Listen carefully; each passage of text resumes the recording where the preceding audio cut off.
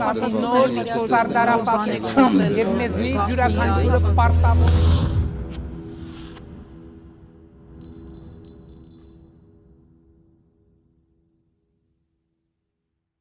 Բարի երեկո, Tribune հարթակի եթերում կարճ միացում հաղորդաշարն է։ Այսուհետ ձեզ ներկայացնելու անցնող շաբաթվա ամենաշատ քննարկվող իրադարձությունը, ամենասկանդալային դեպքերը եւ ամենաքննարկվող մարդուն։ Գնացինք։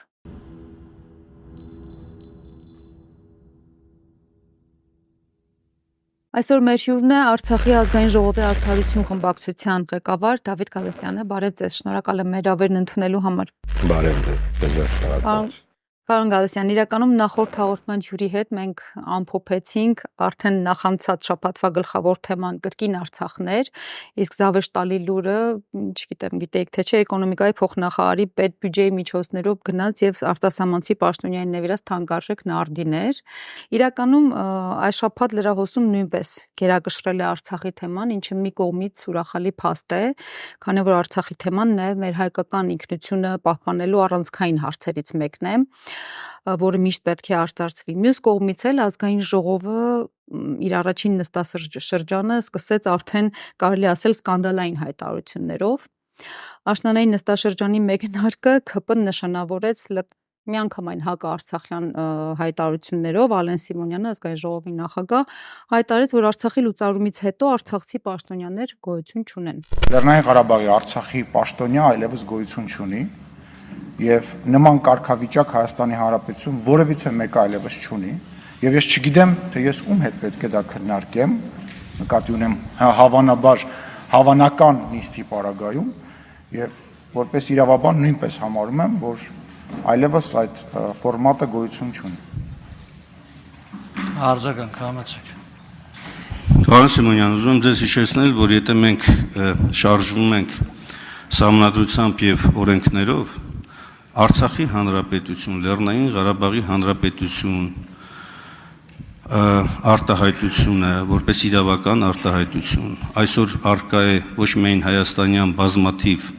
օրենքներում, նաև միջազգային պայմանագրերում։ Եվ այս փաստաթղթի արկայությունը անձը չէ, որ որոշում է վերացնել կամ չվերացնել։ Ինստիտուտներ կան։ Այս հասկացության ներքո Արցախի հանրապետության ազգային ժողովը, որը ընտրվել է Արցախի ժողովրդի կողմից, դուք իրավասու չեք համարել չեղյալ։ Դուք պարտավոր եք առաջնորդվել օրենքով, եւ քանի դեռ այդ ակտերը կան, ձեր պարտականությունն է եւ պարտավորությունն է այդ ակտերով շարժվել։ Մնացյալը անգործություն է կամ հրաժարումն է պարտականությունները կատարելուց։ Եթե հրաժարվում եք դա անելուց, ասեք, մենք էլ համապատասխան իրավական ընթացք տանք։ Համապատասխան իրավական ընթացք տալու համար համապատասխան իրավական հիմնավորումներ են պետք, այդ հիմնավորումները դուք չունեք։ Արցախի հանրապետությունը ինքն իրեն լուծարել է իրենց պաշտոնյաների որոշմամբ եւ իրավահարաբերությունները եւ ընդհանրապես հարաբերությունները հնարավոր են, երբ որ կա երկու կողմ։ Ես չեմ կարող ինչ որ մարդկանց հետ նիստ հրավիրել, ես կարող եմ որոշ քաղաքացիների, Հայաստանի Հանրապետության քաղաքացիների, ինչու ոչ միայն Հայաստանի Հանրապետության քաղաքացիների, ընդունելության օր կազմակերպեմ եւ հարմար պահի հանդիպեմ։ Դա է միակ իմ պարտականությունը այսօր։ Իսկ ինչ վերաբերում է ձեր ասածին, ես կրկնում եմ, չեմ ուզում դեր այդ որևիցե իրավական վեճի մեջ մտնել, բայց ես համարում եմ, որ այդ ֆորմատը այլևս գոյություն չունի Լեռնային Ղարաբաղի իշխանության ընդունած որոշման բերումով։ Դե զավեշտ, բայց համենայն դեպս մենք պետք է հասկանանք, երբ որ արցախյան հարցը եւ հակաարցախյան ենք որակում, ապա պետք է հասկանանք, որ արցախյան հարցը դա արցախցիների հարցը չէ, արցախցիների խնդիրը չէ, դա համայն հայության հարցն է, համազգային հարց է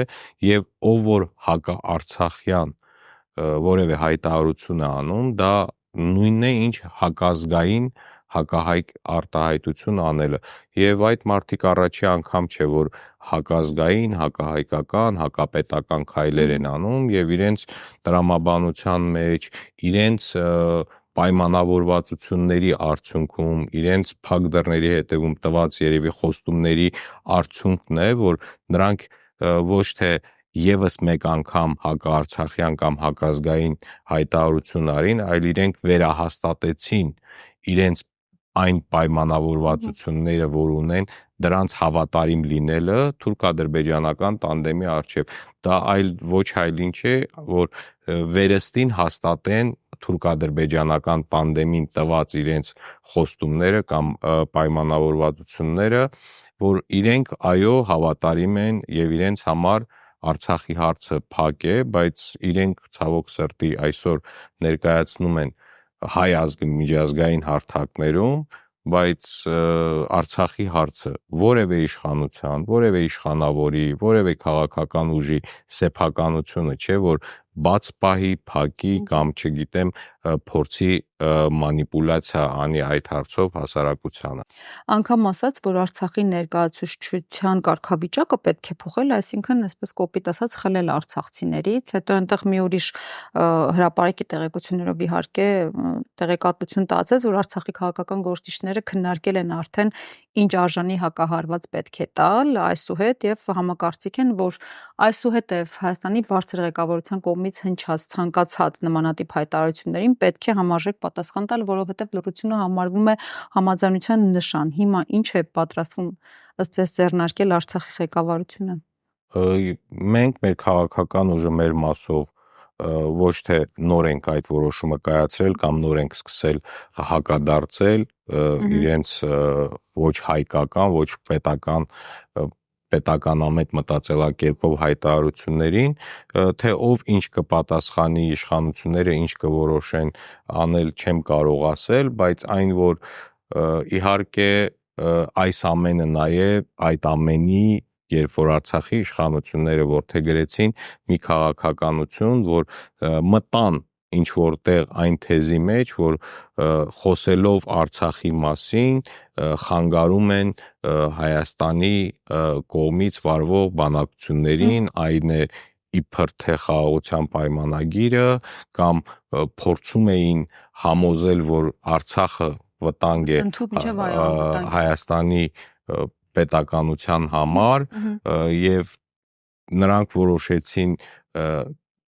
շատ դեպքերում լուռ մնալ, որպեսզի մանիպուլյացիոն ձևով Արցախի իշխանությունների հայտարարությունը չներկայացվի հասարակությանը, բայց տեսնում ենք, որ նրանք միևնույն է պատե, անպատե առիթներով փորձում են մեղավորներ փնտրել, մեղավորներ նշանակել եւ իրենց ձախողումների մեջ մեղավոր են բոլորը, չնայած պատասխանատուն իրենք են, բայց մեղավորներ փնտրելով երկարաձգում են իրենց իշխանությունը եւ երկարաձգելով իրենց իշխանությունը երկարաձգում են նաեւ իրենց դատու դատաստանի օրը եւ օրվա իշխանությունները այսօր միայն ու միայն այդ կարգախոսով է շարժում։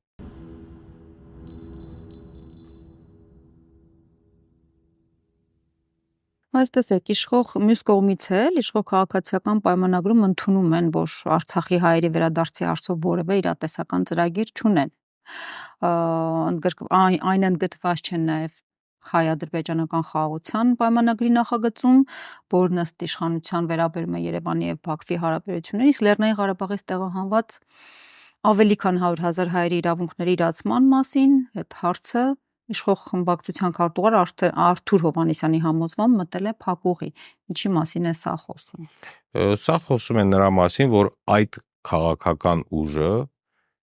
այն ծրագրով, որով ներկայացավ 21 թվականին ընտրություններին, միանշանակ շեղվել է իր ծրագրից եւ այսօր օրակարգ է նետում մտածածին ծրագրեր, թե խաղաղության պայմանագիր, այսպես ասած, որը գիտենք, որ չի լինելու, քանի որ Ադրբեջանը ամեն անգամ, երբ որ նրանք գնում են հերթական զիջումների եւ այդ զիջումները պայմանավորում, որ դա անհրաժեշտ է խաղաղության պայմանագրին, Ադրբեջանը հերթական նախապայմանն է դնում եւ մենք գիտենք, որ արդեն Ադրբեջանը բացեի բաց խառնվում է եւ թելադրում է այս իշխանություններին Հայաստանի ներքին քաղաքականությունը ինչպես վարել։ Դրա վառ օրինակն է այն պարտադրանքը, որ դրել են այս իշխանությունների վրա եւ այս իշխանությունները փորձում են ինչ որ այլ ենթատեքստի տակ դա ներկայացնել, բայց մենք հո գիտենք, որ դա Ադրբեջանի պահանջն է, հռչակագրի փոփոխություն, սահմանադրության փոփոխություն եւ այս ամենի ֆոնին այս իշխանությունները, քանի որ իրենք են ծրագրավորում պետության անելիքը, իրենք իրենց ծրագրերից հանել են իրենց իսկ խոստումները, որ տվել են հանրությանը, եւ դա փորձում են նորից եմ կրում այլ կոնտեքստով ներկայացնել։ Ես եւս միանշանակ համոզված եմ, որ այս իշխանության օրոք Արցախի վերադարձի ճանապարհ չի լինելու, բայց դա չի նշանակում, որ չկա Արցախի վերադարձի ճանապարհ։ Ուղղակի պետք է ունենալ այնպիսի իշխանություններ, ով կմտածի Հայաստանի պետական շահերի մասին, այլ ոչ թե իրենց անձնական շահերի։ Իսկ այսօր Արցախի վերադարձի իրավունքը միջազգային օրակարգ բերելով, դա բխում է Հայաստանի պետական շահերից։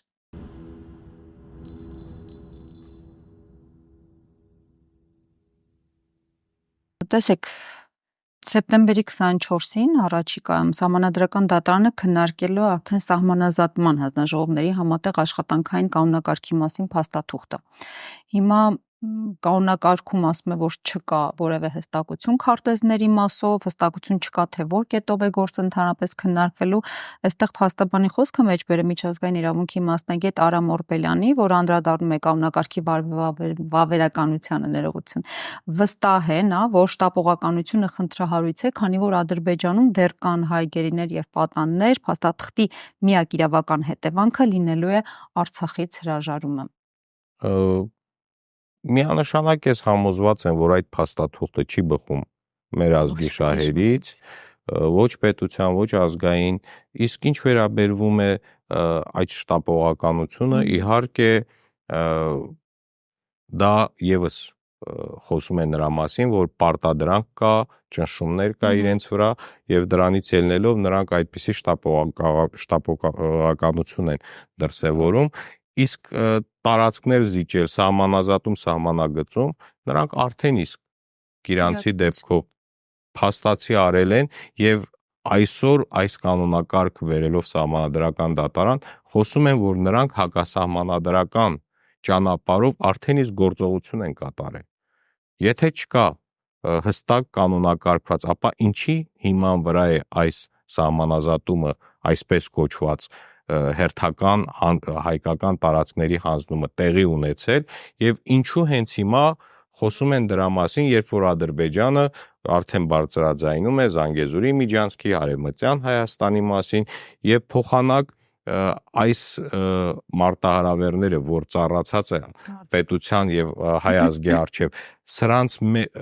ուղղությամբ գործողություններ կատարի այս իշխանությունը, բայց տեսնում ենք, որ գեցե հեծանիվ կարգախոսով արցախցիների, այսպես ասած, իշխանավորների լինել չլինելու մասին այս խառնաշփոթ են ստեղծում, որպեսզի իրենց սև գործը ուղղությունը շեղում են, որպեսզի իրենց սև գործը ավելի հեշտ կատարեն։ Իհարկե, բոլորս գիտենք, որ չի կարող լինել Արցախի հարցը փակ, բայց նրանք սա բերում են առաջիկից, որ այն զիջումները, որոնք նրանք նախապատրաստել են առաջիկայում, շեղեն ժողովրդի ուշադրությունը դրանից։ Տեսեք, մեզ համար հիմնարար սկզբունք է իրականում գերիների անհապաղ վերադարձի հարցը, որը պայմանագրում արտացոլված չէ։ Հիմնարար սկզբունքը լիներ այն, որ մեր սահմանները կներեք մեզ համար ասելով ումի նկատի ունեն։ Հայ ժողովրդի համար։ Հիմնարար սկզբունքը լիներ նաև այն, որ մեր սահմանները բացվեին, երրորդ հիմնարար սկզբունքն ինչպես բոլորն են այսպես թվարկում, պետք է լիներ ադրբեջանական զորքի մեր տարածքից դուրս բերումը արդեն։ Վերջերս էլ այս շաբաթվա ընթացքում էլ արդեն 2 օր շարունակ COP29-ի գագաթնաժողովին ընդառաջ հավաքներ են լինում ու հիմնականում գերիների վերադարձի պահանջով։ Ինչ եք կարծում, այդ հավաքները որևէ արդյունք կտան կամ կարող ենք ակնկալել, որ ինչ որ տեղաշարժ կլինի գոնե մեր գերիների վերադարձի հարցում։ Ես համոզված եմ, որ գերիների հարցը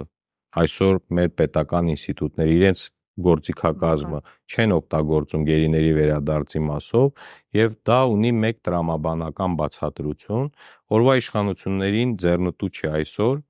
նույն գերիները հայտնվեն Հայաստանում,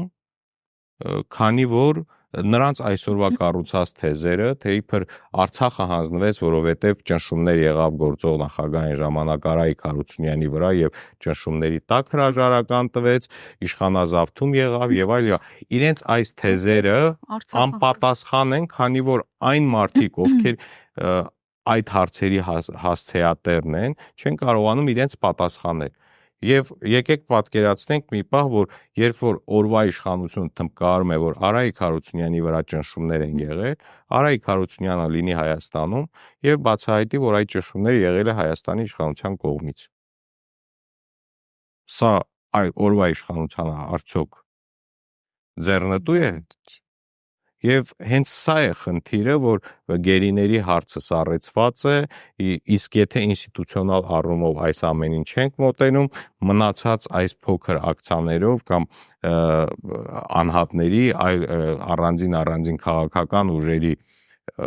կողմից ձեռնարկված քայլերը շատ չնչին տոկոսներով կարող է ազդել գործընթացի վրա։ Լավ, իսկ ինչ է կարծում, ինչու է կանոնում մեր իշխանության այդ շտապողականությունը, որ շատ արագ բազմիցս հայտարարեցին, չէ՞, մենք մեկ ամսից կարող ենք, երկու շաբաթից կարող ենք ստորագրել խաղաղության պայմանագիրը, ինչի են շտապում,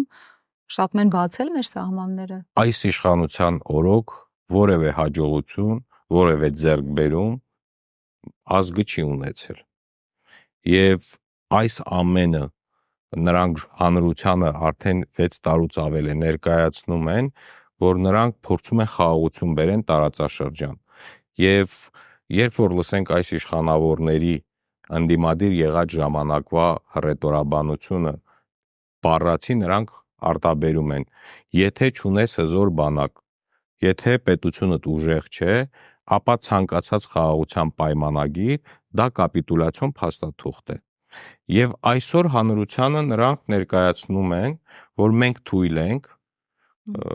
մենք խնդիրներ ունենք շատ ու շատ երկրների հետ, մենք չունենք ուժեղ բանակ եւ ստորագրում ենք խաղաղության պայմանագիր։ Այսինքն անուղղակի ասում են, որ մենք գնում ենք կապիտուլյացիոն փաստաթղթի ստորագրման, բայց այս շտապողականությունը, թե իբր նրանք ինչ որ թուղթ ստորագրեն, սա կփորձեն ներկայացնել, որ եզակի ձեռքբերում Հայաստանի Հանրապետության պատմության մեջ։ Ինչպես իրանցի պատն է համարվում եզակի ձեռքբերում։ Ինչպես համարում էին, որ հոկտեմբերի 4-ին, երբ որ ճանաչեց Նիկոլ Փաշինյանը Արցախը Ադրբեջանի տարածքային ամբողջականություն, հաղթանակ են որակում։ Եվ այս անհեթեթությունները այնպիսի հնարքներով է մատուցվում հասարակությանը, որ հասարակությունը մտածում է իրականում այլ ելք չկար, բայց այս ամենի եւ հեղինակը եւ այս իրավիճակի ստեղծումը եւ այս ձևով ներկայացնելը սա մեծ ծրագիր է, որը գործում է հայ ժողովրդի համար, այն է զրկել հայերին պետականությունից եւ բոլոր այս քայլերը, որոնք մենք տեսնում ենք եւ մի քիչ խորը վերլուծենք, տանում են դրան։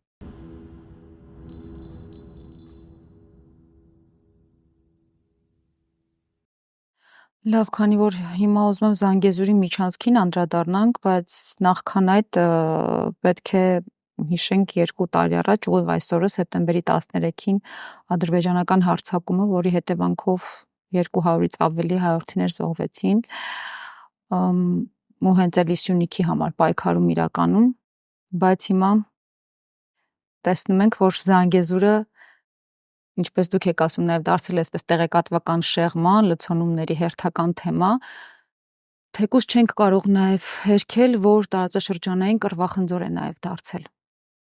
Ու ավելի քան 2 տարի բանակցություններից հետո պաշտոնական Երևանը հաստատեց Բաքվի հետ փոխադարձ համաձայնությամբ որոշել են խաղաղության համաձայնագրի նախագծից հանել տարածաշրջանային կոմունիկացիաների ապաշրջափակմանը վերաբերող հարցը։ Հիմա սա խաղաղության պայմանագրի առանցքային դրույթներից մեկն էր իրականում, որի մեջ կողմերը տևական ժամանակ է բանակցում էին, սակայն ապարդյուն։ Հայկական կողմը դեմ է միջազգային տրամաբանությանը։ Զանգեզուրի միջանցք կոչվածը տարածաշրջանային մասշտաբով ցամաքային կապ ապահովելու Ադրբեջանի եւ Նախիջևանի միջև, իսկ ավելի լայն մասշտաբով միացնել թուրքական աշխարհի երկրները, բնական է դա թուրքական նախագիծ է։ Հիմա այս թեման ավելի մեծ լարվածություն է առաջացրել արդեն այս շաբաթվա ընթացքում Ռուսաստանի ու Իրանի միջև իրականում Իրանը շատ կոշտ հայտարարություններով հանդես եկավ Սերգեյ Լավրովի վերջին հայտարարություններից հետո ճակերտավոր, որոնք ավելի կոնկրետ են հնչել, քան իրականում Պուտինի վերջին Ադրբեջանի հայտարարությունները։ Ռուսական դիվանագիտության ղեկավարը հայկական իշխանություններին մեղադրել է Զանգեզուրի միջանցքի նախագիծը շրջանցելու հենց խաղաղության գործընթացը սաբոտաժ անելու համար։ Мы за скорейшее заключение мирного договора. Մենք կողմ ենք խաղաղության պայմանագրի շուտապույտ կնքմանը եւ հաղորդակցությունների ապաշրջափակմանը։ Ցավոք Հայաստանի Սյունիքի տարածքով հաղորդակցվելու հարցում հենց հայկական ղեկավարությունն է սաբոտաժի ենթարկում այն պայմանավորվածությունը, որի տակ դրված է վարչապետ Նիկոլ Փաշինյանի ստորագրությունը։ Դժվար է հասկանալ, թե որն է նման դիրքորոշման իմաստը։ Заключается смысл такой позиции. Հիմա իրանական զանգվածային լրատվամիջոցներն էլ են իրականում շատ ակտիվ անդրադարձել, փորձագիտական շրջաններն էլ շատ ակտիվ Զանգեզուրի միջանցքի մասին խոսում ու նաև սիոնիստական միջանցք, ռուսական միջանցք արդեն հետևել արտահայտություններն են շրջանառվում։ Արդյոք Մոսկվան այս հարցում անտեսել է Թեհրանի դերակատարումը եւ դիրքորոշումը, հստակ գիտենք, որ Թեհրանի համար կարմիր գիծ է ընդհանրապես տարածքային ամբողջականության խախտումը եւ իր ճանապարհի փակումը։ Եվ արդյոք Երևանը ունի դրան հակազդելու լծակ։ Երբ որ մենք խոսում ենք այս կամ այն երկրի ղեկավարների կամ գերատեսչության ղեկավարների հայտարարություններից, ապա մենք հստակ հասկանում ենք, որ այնինչ իրենք հայտարարում են, բխում է իրենց երկրի շահերից։ Բնական է, որ Ցավոք սրտի մենք չունենք այն ռազմավարությունը, թե որն է մեր երկրի շահը։ Եվ սա է ամբողջ խնդիրը, երբ որ կար ժամանակ, որ հենց խաղաղության պայմանագրում կար կետ, որը նույնպես Ադրբեջանը նախապայման էր դրել, դա Լեռնային Ղարաբաղի հիմնախնդրի հարցն էր։ փակեցին։ Այսօր չկա խաղաղության պայմանագիր, չկա խոսակցության նման կետի մասին։ Կար նախապայման գիրանցը առանց որևէ փաստաթուղթ ստորագրելու խաղաղության պայմանագրի հանձնվեց գիրանցը։ Ժամանակին կար Հայաստանի կողմից նախապայման, այո, Ադրբեջանը պետք է Հայաստանի սուվերեն տարածքից դուրս բերի իր զինված ուժերը։ Դա էլ արդեն շրջանցվեց։ Այսօր բոլոր երկրները գիտեն իրենց շահերը եւ առաջնորդվում են իրենց երկրի շահով։ Ցավոք սրտի Հայաստանը ներկայացնող անձիկ շփոթել են երկրի պետական եւ իշխանության շահը։ Իսկ մեր պետական շահերից չի բխում այդ ամենը։ Սակայն բխում է իշխանության շահերից, իրենց իշխանությունը երկարաձգելու։ Եվ ես ավելի քան համոզված եմ, որ այս իշխանությունները իրենց իշխանությանը ձեռնտու որոշում են կայացնելու, այլ ոչ թե մեր պետությանը ձեռնտու որոշում։ Եվ դա ամենևին էլ ապացուցման ենթակա չի, որովհետև բազմիցս մենք համոզվել ենք, որ օրվա իշխանությունները շարժվում են հենց այդ ճանապարհով, ցանկացած որոշում կայացնելուց առաջ նրանք գնահատում են իրենց իշխանությանը, ինչքանով է օգուտ, ինչքանով վնաս, այլ ոչ թե ինչքանով է դա մեր պետությանը ձեռնտու։ Նույնը Արցախի հարցն է։ Այսօր իրենց իշխանությանը ուղղակի ձեռնտու չի, որ Արցախի հարցը բերվի միջազգային օրակարգ, բայց Հայաստանի պետական շահերին միանշանակ ձեռնտու է։ Եվ այսպես են այս օրվա իշխանությունների ձեռագիրն է դա։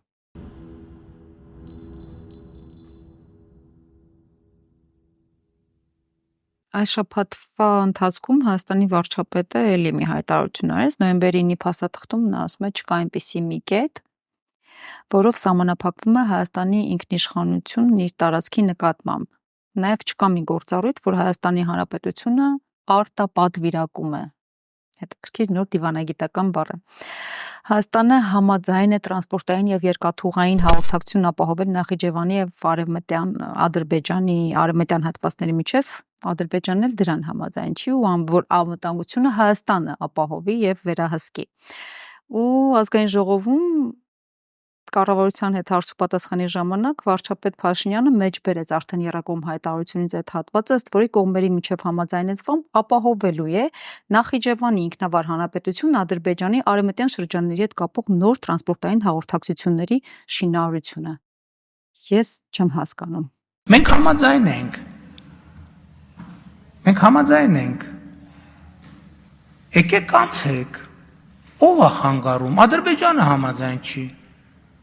Որովհետև Ադրբեջանն ասում է, չէ, անվտանգությունը դու պետք է չապահովես։ Ոնց պետք է ես չապահովեմ, որովհետև նախ ես եմ ստորագրել եւ դուք էլ եք ստորագրել, որ Հայաստանի Հանրապետությունը պետք է ապահովի։ Ասում է, չէ, անցուդարձը դու պետք է չկազմակերպես։ Ոնց պետք է ես չպետք է կազմակերպեմ, որ դուք եք ստորագրել, որ ես պետք է կազմակերպեմ։ Այս տեղում, այս թղթում բաներ են ասում, որևէ տեղ չկա, որ Հայաստանի Հանրապետության ինքնիշխանությունը որևէ կերպով բան արվում,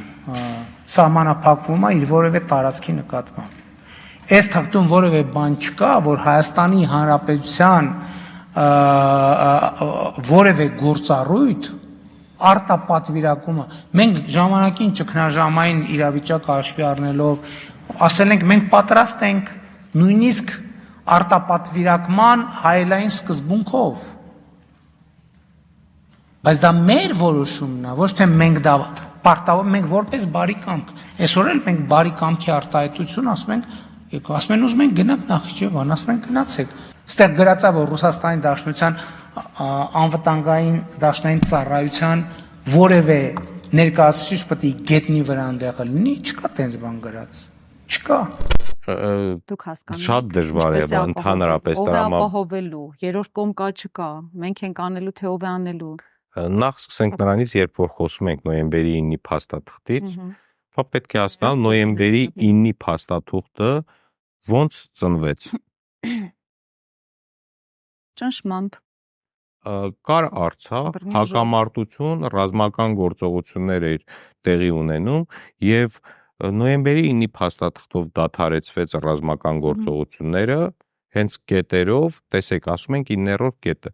ըստ անհրաժեշտության եւ հրատապության են այդ կետերը ներառվում նմանատիպ հայտարարությունների մեջ եւ առաջի, երկրորդ, երրորդ, չորրորդ եւ մինչեւ 8-րդ կետը որևէ մեկը այսօր չի խոսում, այսինքն Ադրբեջանը իր դիվանագիտության եւ ագրեսոր ցեղասպանական գործողություններով կարողացել է հասնել նրան, որ նոյեմբերի 9-ի փաստաթղթից խոսում է միայն 9-րդ կետով եւ Հայաստանի իշխանությունները այսօր նույնպես համահունչ խոսելով Արցախի թեման փակ է, քանի որ նոյեմբերի 9-ի փաստաթուղթը հենց Արցախի մասով էր։ Այո։ Փակելով Արցախի թեման, իրենք կանգնել են այսօր մի այնպիսի խնդրի առաջ, որ Ադրբեջանը խախտելով նոյեմբերի 9-ի փաստաթղթի իր կողմից, որը պետք է ապահովեր անվտանգ երթևեկությունը եւ այլ, բոլոր ռազմագերիների ազատումը, բոլոր կետերը խախտելով կարողացել է հասնել նրան, որ Հայաստանը այսօր արդարանում է, թե ինչու այդ ճանապարհները չի բացվում, երբ որ ունենայինք, նորից եմ կրկնում, պետական շահով առաջնորդվող ղեկավար, նա դրան հակադարձելու 8 կետ ունի։ Ինչու չի կատարում նոյեմբերի 9-ի կետը առաջի 8 կետերի խախտվելու պարագայում։ Պետական շահից ելնելով պետք է այդ ամենը բերվի եւ եթե վերականգնվի այն բոլոր կետերը, այն բոլոր սահմանները, տարածքները, որով նոյեմբերի 9-ի 20 թվականի եղել են այդ հայտարարությունը, որի հիմքում ընկած էր այդ հայտարարությունը, ապա նոր կխոսենք 9-րդ կետի մասին։ Ցավոք սրտի, նորից եմ կրկնում, մենք ոչ միայն պատերազմում ենք պարտվել, այլ ամեն օր նաև դիվանագիտական դաշտում ենք պարտվում։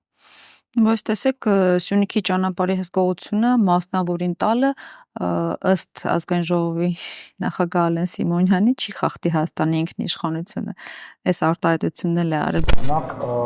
բոլոր պայմանավորվածությունները ես ասել եմ սրա մասին հայլային են եւ հայլային տրամաբանության մեջ է քննարկվում։ Երկրորդը նման փորձ հանձնելու որևիցե այլ կազմակերպության կա եւ գոյություն ունի եւ եթե նման բան տեղի ունենա, դա տեղի ունենալու Հայաստանի Հանրապետության օրենսդրության համապատասխան, այսինքն մենք բոլորս, եթե տեղի ունենա, իսկ կրկնում եմ, սա ուղղակի այս պահի որևիցե որոշված բան չկա, սա ուղղակի ես մեկնաբանում եմ այն ինչ որ ասել եք, եթե նման բան տեղի ունենա, ես կարծում եմ տրամաբանական է, ելնելով այն բանից, որ նոր է այս մի քանի տարի է ինչ ավարտվել է այս հակամարտությունը որպես այդպեսին տաք առումով եւ բնական է շատ ավելի կոմֆորտ կլինի, որ անցնելիս ենթադրենք, եթե զննում է տեղ ունենում, որևիցե բան է տեղ ունենում, լինի որևիցե երրորդ ինչ որ միջնորդ, բայց ես կրկնում եմ, սա ուղղակի մտք է։ Ես էլ էլի ներողություն եմ խնդրում, եթե դա արվում է Հայաստանի Հանրապետության օրենսդրությանը համապատասխան, եթե դա արվում է Հայաստանի Հանրապետության դրոշի ներքո եւ Հայաստանի Հանրապետության օրենքներով, ինչ ինքնիշխանության զիջման մասին է խոսքը գնում։ Այսինքն մենք տարածք ենք զիջում, օրենք ենք որևիցե ձևով գործառույթ, մենք հիմա տարիներ շարունակ, տասնամյակներ շարունակ մեր օդանավակայանում ռուս սահմանապահներն էին կանգնած, հիմա էլ Թուրքիայի եւ Իրանի սահմանում ռուս սահմանապահներն են կանգնած եւ ես կարծում եմ, որ այդ առումով մենք նույնպես մտածելու բան ունենք, բայց այնուամենայնիվ դա ուղղակի կարծիք է, դա ուղղակի հիմա առաջարկ է, որը քննարկման փուլում է։ Ըստ ձեզ ինչպես կանդրադառնա Զանգեզուրի միջանցքի բացումը եւ ընդհանրապես հայ-ադրբեջանական սահմանի բացումը Հայաստանի անվտանգության վրա։ Միանշանակ խարխլվում է, ես իմ հարցազրույցներից մեկում հստակ ձևակերպում եմ տվել, որ Արցախը եղել է Հայաստանի անվտանգության դարպասները։ Բացելով այդ դարպասները թշնամու առաջ, խարխրվել է Հայաստանի անվտանգությունը։ Եվ ինչքան այդ դարպասները բաց լինի, այնքան խոցելի է լինելու Հայաստանի անվտանգությունը։ Եվ սա հերթական խոցելի տեղն է, որ Ադրբեջանը փորձում է պարտադրել օրվա իշխանություններին։ Միանշանակ մասնավոր ընկերությունը ինչպես կարող է փոխարինել մեր սահմանապահներին կամ մեր պաշտպանության բանակին եւ որ երկրի մասնավոր դա էլ հարց է դեռ որ երկրի միգուցե մասնավոր ասելով հենց Թուրքիայի մասնավոր ընկերությունը կլինի այդ անվտանգություն այսպես ասած կամ ապահովողը եւ այս ամենից ելնելով մենք պետք է հասկանանք որ հերթական մանիպուլյացիան է այսինքն մեր ինքնիշխանությանը դա չի սպառնում դա ասելով չէ մենք տեսել ենք երբ որ նույն ձև Գորիս-Ղափան ճանապարհը ադրբեջանցիները եկան եւ վերահսկողություն սահմանեցին եւ խոսում էին նույն այդ մարդիկ որ անվտանգ է այնտեղ կա կպցրած հեռախոսահամար գերի ընկնելու ժամանակ կզանգահարեք եւ սա անվտանգություն էին այս մարդիկ որպես որակում նույն ձև այսօր Կիրանցն են ասում ավելի անվտանգ է երբ որ դպրոցից 50 մետր հեռավորության վրա դիպուկահարներ կան կամ Ադրբեջանի կողմից սա հայի մտածելակերպով մարդու ոչ թե պաշտոնյայի արտահայտություն չի ամենայն դեպս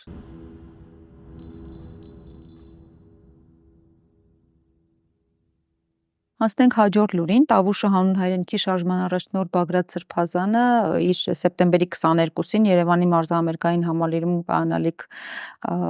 հանդիպումը անոնս արեց, բայց հանդիպումից այդ մեծ հանդիպումից առաջ նա արդեն այսպես շատ տարաձայնությունների տեղիք տվող հանդիպումներ է ունեցել Հայաստանի առաջին եւ երկրորդ նախագահների հետ, չէ, ներողություն, երկրորդ եւ երրորդ, առաջինի հետ ինչ որ հարգելի պատճառներով Լևոն Տեր-Պետրոսյանի հետ հանդիպումը չի կայացել, բացի այդ հանդիպել է նաև արդեն հայաստանյան եւ արցախյան քաղաքական դաշտի ուժերի եւ կուսակցությունների հետ, կարող եք մի փոքր բացել փակագծեր, եթե դուք տեղյակ եք հանդիպման ծրագրերից, օրակարգից, ընդհանրապես ինչ է սպասվում սեպտեմբերի 22-ին։ Շատ մանրամասների տեղյակ չենք, ուղղակի մենք գիտակցում ենք, որ այսօր մեր հայրենիքը վտանգված է, եւ այս շարժումը սկիզբ է առել հենց հայրենիքը հանձնելու գործողություններից, ինձ թվում է, եթե իրոք Վագրատ Սրբազանի հանդիպումները լայն շրջանակների հետ կարողանա ընդհանուր կոնսոլիդացիա ապահովի, կարճ ժամանակ հետո մենք այս անհաջողակներից ու անհաջողություններից պրծնելու ենք, բայց ցավոք սրտի տեսնում ենք, որ օրվա իշխանությունը որևէ գործողությունից զերծ չի մնում իշխանություն պահելու համար եւ օրվա իշխանության հենարան այսօր Հայաստանի Հանրապետությունում միայն ուժային կառույցներն են, որոնք խախտելով բոլոր օրենքները պաշտպանում են օրվա իշխանությանը, այլ ոչ թե ծառայում են ժողովրդին։ Երբ որ տեսանք արգելված միջոցներով ժողովրդի դեմը իրենց ասած փորձում էին առնեն, այն դեպքում, երբ որ հիշում ենք ազգային ժողովի դարպասները միշտ բաց է լինելու ժողովրդի համար, ի սկզբանե այսքան շարասյունով, գիտեմ, ծառայողական պատավատապետություն է պատավատապետություն էին դարձրել եւ այսօր իբր թե այդ պատավատապետությունը այլևս չկա, չգիտենք, միսը թանկացել է կանաչի կերեք, այսօր փողը տվեք տուգանք արեք, խախտում արեք, այս անհեթեթությունը պետք է մի օր ավարտվի եւ եթե Բագրատ Սրբազանին հաջողվի իրականում այդ լայն կոնսոլիդացիան ապահովի, ինձ թվում է, որ սա մեր պետականության հիմքերը ամրապնդող քայլն է լինելու։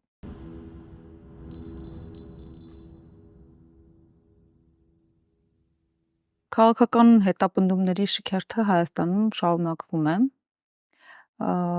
Խոսքը այստեղ երկու դեպքերի մասին հիմա կխոսենք, միայն շատ հակիրճ անցնենք վրա։ Վարմեն Աշոտյանի բանտային կալանքը դատանը փոխարինեց տնային կալանքով, իսկ Արուշ Արուշյանանինը դատապարտեցին արդեն կալանքի։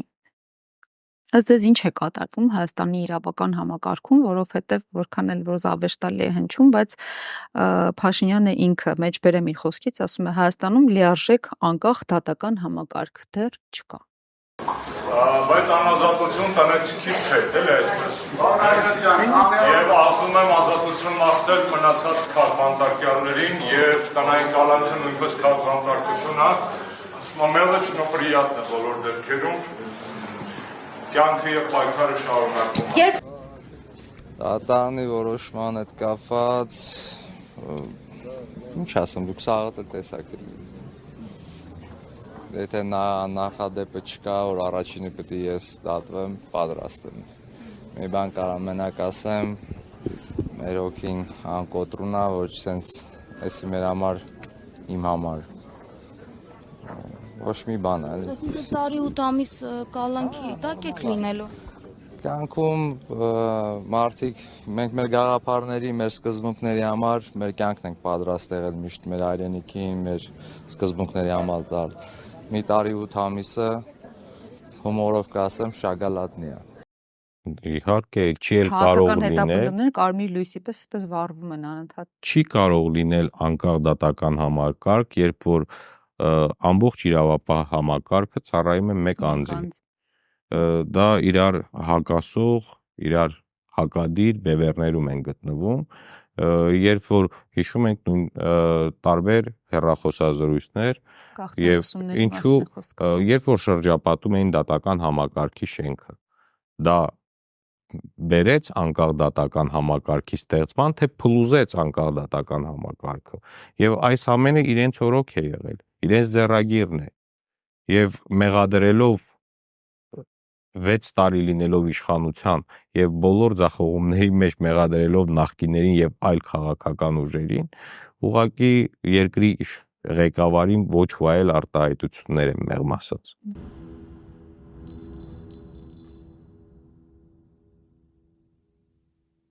Դե այդ նախկին նորակարգը հիմա այս մյուս լուրի հետ էլ է կապված Հակոբ Օշականի անվան թիվ 172 դպրոցում, որը շատ հայտնի է Երևանում որպես փոսի դպրոց,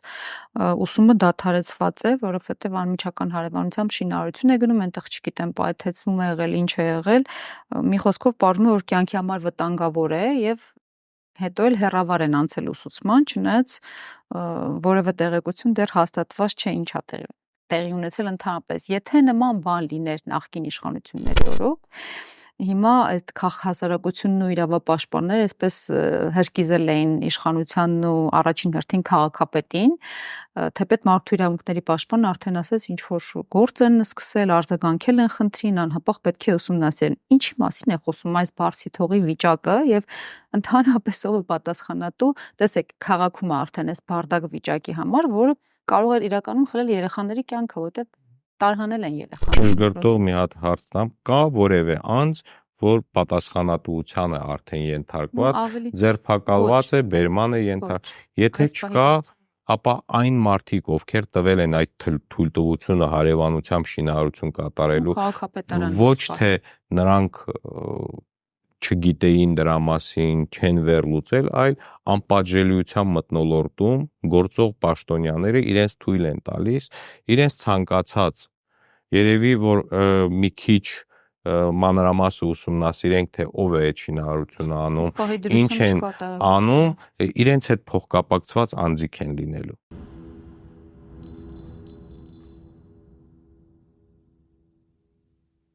Այստեղ խոսքը գնացել է շաբաթ նաև Մեծամորի ատոմակայանի մասին, որ 36 թվականին ըստ շահագործման ժամկետը անընդհատ երկարաձգվել է, բայց 36 թվականին ի վերջո փակվելու է Մեծամորի ատոմակայանը։ Հանրության մի հատվածը չի անհանգստանում, համարելով որ դե ժամանակ կա, էլի ինչի համար նստենք մտածենք, իսկ ահա անդիմախոսներն էլ ունեն իրենց փաստարկները, որ ասում են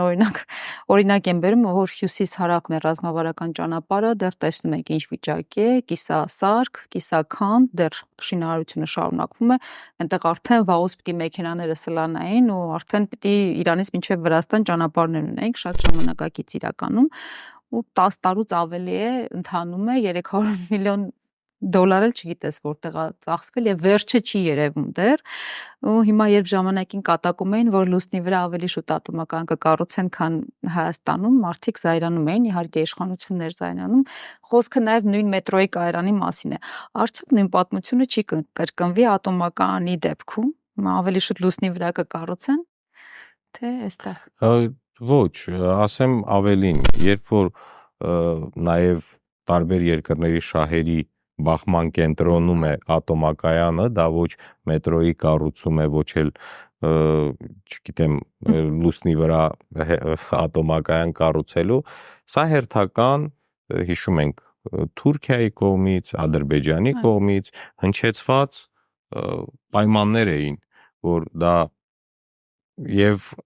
Ադրբեջանը արդեն նման կարելի ասել կայացած փորձ ունի, երբ որ Արցախում էկոակտիվիստների միջոցով բլոկադայի ենթարկեցին 120,000-ից ավել ժողովրդի եւ հասնել իրենց նպատակին, ապա այս նույն տրամաբանությամբ նրանք մտածում են, որ արդեն սա մի անգամ, եթե կարողացել ենք այս ճանապարհով հասնել մեր նպատակին, ինչու չփորձել երկրորդ անգամ, եւ հենց Ադրբեջանում նոյեմբերին կայանալիք այս COP20 նգագատնաժողովը ինչ որտեղ դա կարող է հիմք դրվել հենց ատոմակայանի մասով, որը ջանասիրաբար հրավիրում են Հայաստանի արտգործնախարարին եւ չգիտես ինչու առ այսօր չի հստակեցված ներկայությունը ապահովելու է թե ոչ եւ ինտրիգ են ապահովում եւ ոչ ես կասեի որ մինչեւ այդ ժամանակը դեռ ունեն իրենց մտածելով եւ հաշվի առնելով թե երկրի ներսի քաղաքական կյանքը թե արտաքին զարգացումները ըստ այդմ իրենց որոշումը կայացնեն իրենք տեղ են թողում որպեսզի եթե հարմար պահ լինի, միանշանակ ես համոզված եմ, որ գնալու են։ Եթե մեր հասարակությունը այդ ակցիաներով չկարողանա հասնի այն նախապայմանին գոնե, որ Հայաստանի օրվա իշխանությունը պետք է նախապայման դնի ռազմագերիների, ռազմաքաղաքական իշխանության անհապաղ ազատ արձակմանը, եթե նրանք կարողանան շրջանցել եւ տեսնեն, որ իրոք կարող են շրջանցել, ապա շրջանցելով ես համոզված եմ, որ նրանք ընդունելու են այդ հրավերը եւ հենց դա հիմք է դրվելու նմանատիպ էկո գործողություններին, որը բերելու է նաև ինչու՞ չէ ատոմակայանի փակմանը։ Դա տրամաբանությունն է հուշում, որ եւ Ադրբեջանը գործելավոճ իհարկե։ Այո, այդ ամենը իրար կողմ դնելով մենք հասկանում ենք, որ այսօր տարածաշրջանում թե ներքին, թե ինչ որտեղ արտաքին թելադրողը մեր թշնամիներն են։